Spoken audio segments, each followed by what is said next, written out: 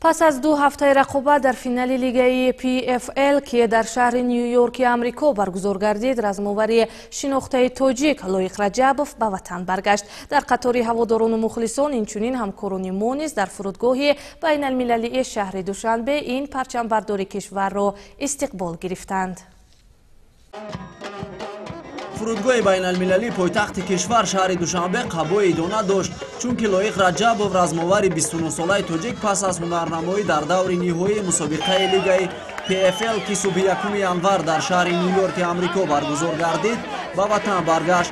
بیش از 200 هواداران این رشته ورزشگران و نزدیکان و پیوندان به استقبال لایق رجبوف آمدند. لایق در دایره همه تشکیلات ها از نام تاجیکستان و با پرچم کشور عزیزمان هنرنمایی کرده وطن خود را ارزنده معرفی کرده است. امروز در حیات من یکی از روزهای فراموش شدنی است که به خاطر که من زیاده از 4 سال بود که در وطن نبودم و این هم یک روزی خرسندی است که من حالا در وطن قرار دارم. البته با این برادرها که ما در اینجا راستیگه من خیلی منتظر نبودم که باز هم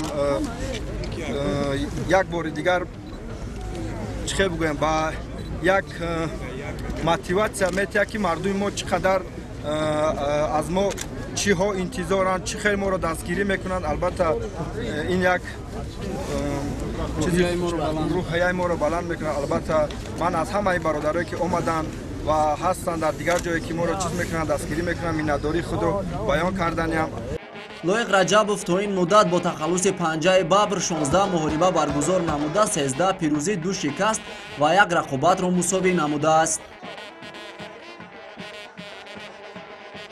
لایق رجبوف رزماور 29 ساله تاجیک در دور نهایی لیگ PFL که جایزه پولیش $1 میلیون را تشکیل میداد از حریف برزیلی خود ناتان شولت شکست خورد.